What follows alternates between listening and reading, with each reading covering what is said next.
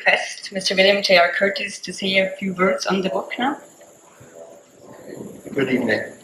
I would like to start, of course, by thanking the ambassador and Madame l'Ambassadrice and the staff of the embassy for receiving us in this absolutely marvelous way in the garden in Delhi.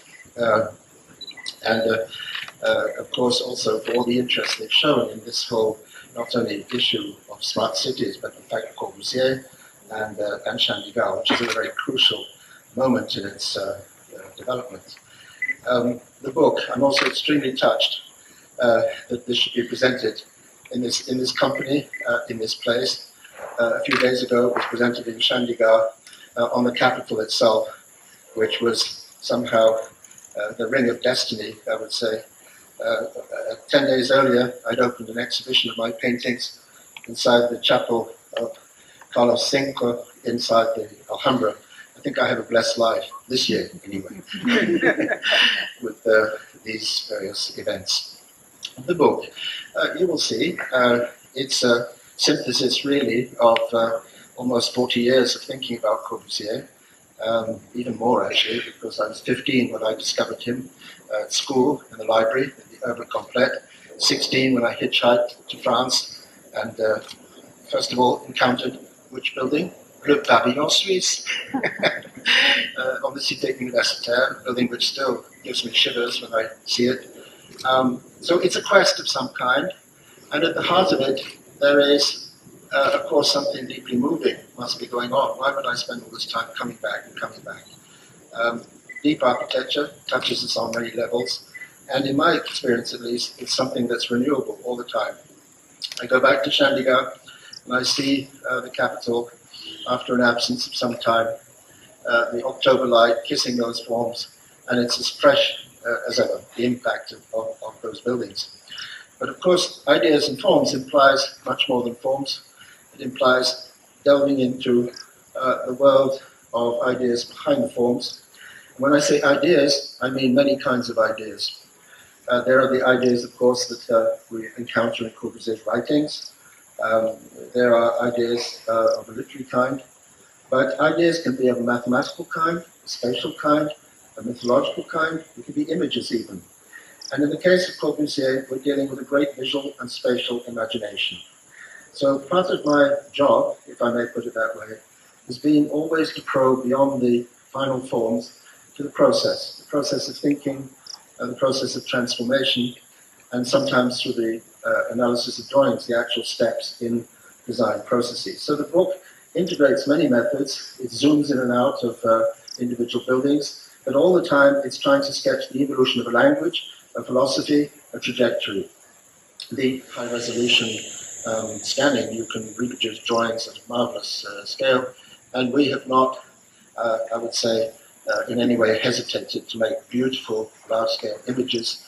At the same time, there's all the machinery of scholarship. Corbusier is a subject shared by many authors. Can you believe it? There are over 1,500 books on Corbusier. I may say not all of them that are valuable, but that's, let's be modest. And so part of one's job is to be, in my opinion anyway, we're in a community of knowledge, and one must acknowledge when one has learned from others.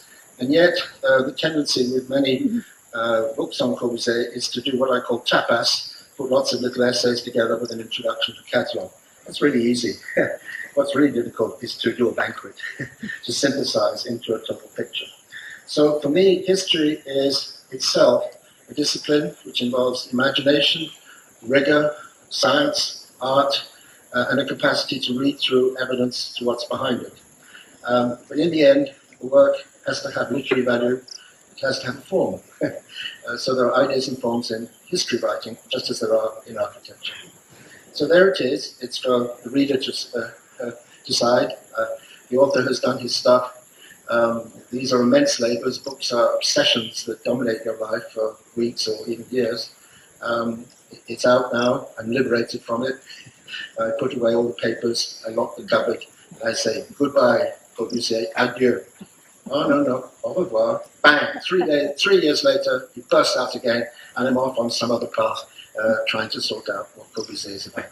So there it is. It's hugely touching for me to do this here. I'm deeply moved that you decided to, after all, Switzerland.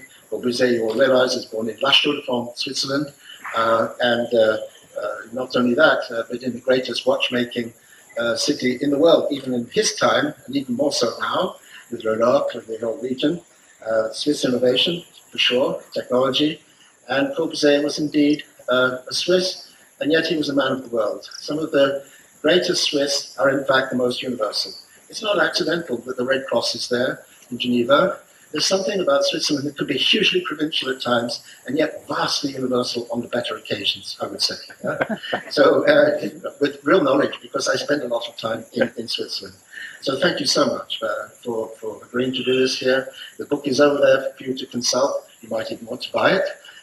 And even I noticed the bookseller has done a wonderful job, because they've introduced my other title that's well known, Modern Architecture Since 1900, in paperback, third edition, which is used by many students in India, but that's for you to see. So thank you very much.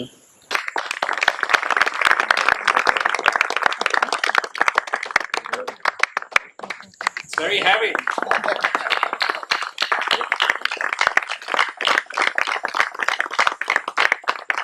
Yep. Bye. And here it is. Oh.